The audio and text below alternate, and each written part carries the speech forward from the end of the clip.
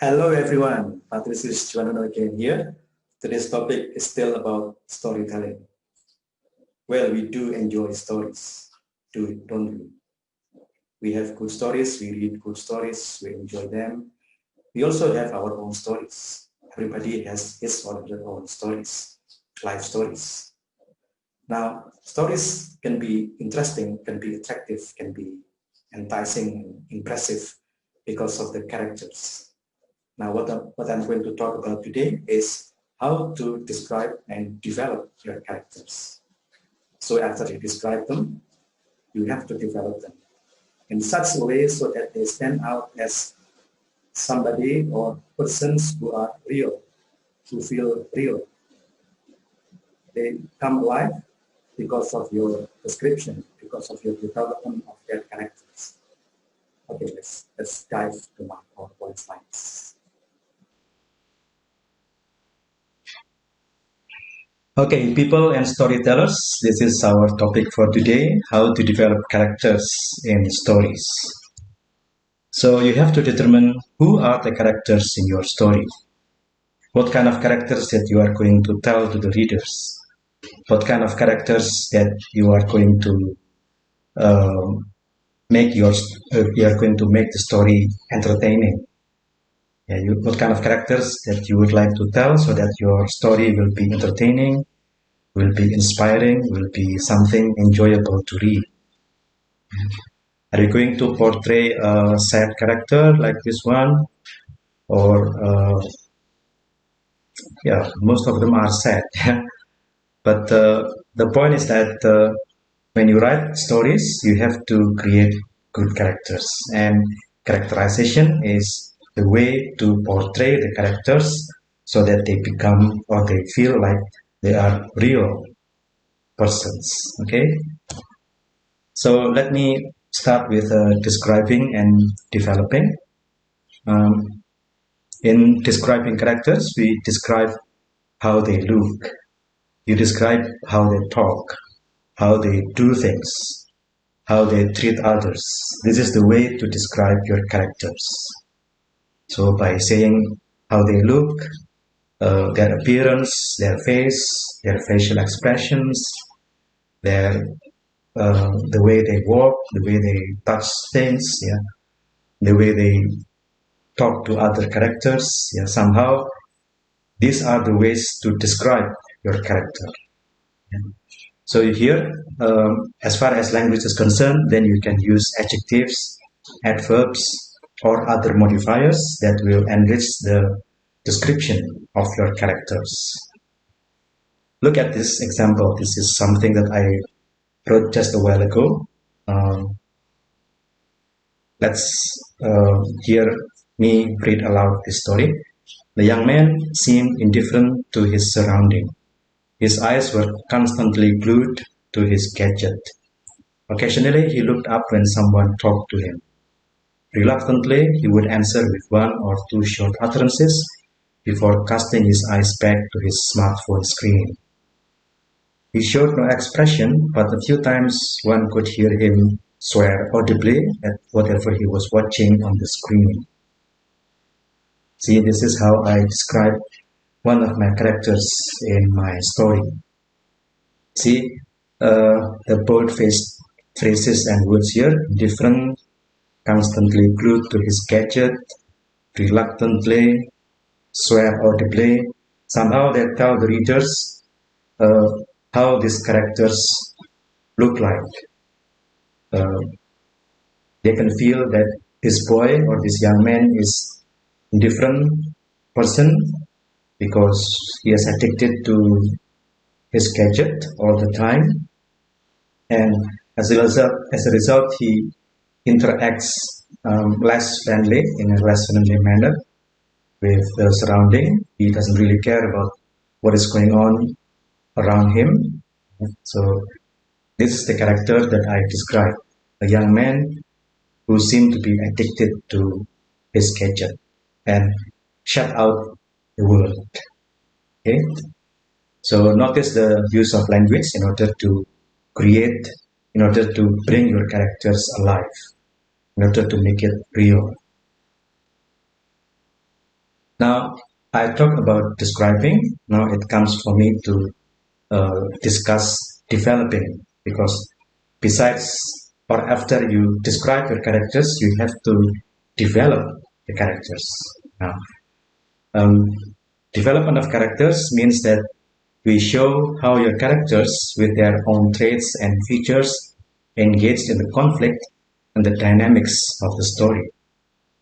See, describe how they get angry, how they get sad, happy, and all other feelings that make them feel real. Again, you want your characters to come alive. You want your characters to behave as if they were real persons in life. So your readers can feel your characters very much alive, as if they were sitting or acting or doing things uh, beside the readers. Yeah. Now let's read again. This is one of the way I develop my characters in one of my stories. Upon hearing his mother's sarcastic remarks, he rose from his chair and talked back to his mom. I've been staying quiet for hours these days. Now isn't that good enough? What should I do? Burn down the whole house? His mother shot back. Don't you dare talk to me like that, you bastard. Soon he got into a fierce argument with his mother. Later that evening, he slumped in his bed, his head deep in a pillow. Moments passed without sound, and when he lifted his head, tears were rolling down his cheeks. Again, this is the way I develop my character. Remember, just a slide in the slide before this, I described my characters. A young boy who seemed to be addicted to his gadget, doesn't really care about what's going on around him. And now I develop that character. After I describe the character, I develop the character. And by developing, I mean I picture him going through the journey of his life in my story. And this is part of the journey. This is part of his struggle to, to overcome the barrier, to fight his feeling, whatever it is, yeah, and ultimately to achieve what he wants to get or to obtain in the story. So that's how you develop your characters. Show the readers how your characters rise and fall against all the struggle throughout the story.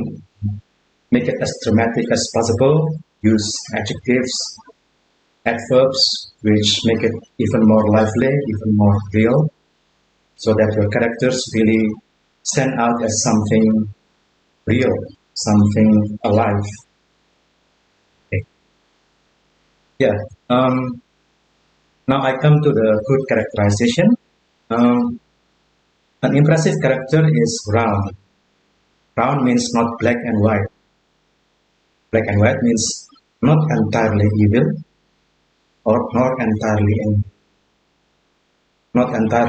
not evil throughout the story. All the bad things are this character is all about the bad things, all about the evil things. Nor is it about an angel, someone who is good all the time throughout the story from beginning to the end. That's what we call black and white. And it doesn't feel real. It doesn't feel humane. Yeah? Human beings are like that, full of good sides and also bad seeds in their inner psyche. And so when you describe characters, when you develop characters, you have to make it brown, not just bad throughout all the way through, or good all the way through, black and white. It's not like that. You see here, this is Malang masks, topeng Malang. Yeah. They feature relatively permanent characters. Yeah. Maybe like this one, wise character. This one is light-hearted, uh, light-hearted and probably funny person. This one is probably cunning. This one is brave, etc., etc. But they are fixed with one character, one feature throughout the story. And even though Topeng Malangan is, of course, a very good art, but in terms of character, we are looking for something that is round. And so that's what I'm going to describe, how to create round characters. So, well, of course, you can say that you have to get your character fixed. You have to say to the readers that, okay, this is the bad guy, and this is the white guy or the good person. This is the good character. This one is a bad character. This is the protagonist. This is the antagonist. Okay, but when you want to bring them alive, when you want to develop their characters, you somehow you have to make them round, more or less round, and not trapped into one single feature, bad or good. So you can do this by describing their permanent character, but also create a dramatic journey for them in your story, which tells how they struggle to achieve what they want. So yes, you have to determine your character, bad or good, but you have to describe them in such a way so that the readers will feel that they too also have to struggle throughout your story. To struggle to achieve what they want. Yeah, the goal might be killing someone or resolving a problem or whatever it is, but you have to show to the readers that they really struggle to achieve what they want. And that is the thing that creates the dramatic effect. That is something that creates a good, round development of a character. It's not black and white, but it's full with struggle, ups and downs. Do you recognize this figure? This is a very famous character in Ghibli, Japanese-made story, very famous. It is called No Face Spirit, and the spirit takes on every character that he is. So you can change the character depending on what kind of soul he is. That sounds unique, also scary, but also it also invites you to read his story further because this is such an interesting and enticing character, the no-face spirit. Okay, so that's about character and characterization. I hope you can create your own story with characters. Stay safe, stay healthy. Goodbye. See you again in my next episode.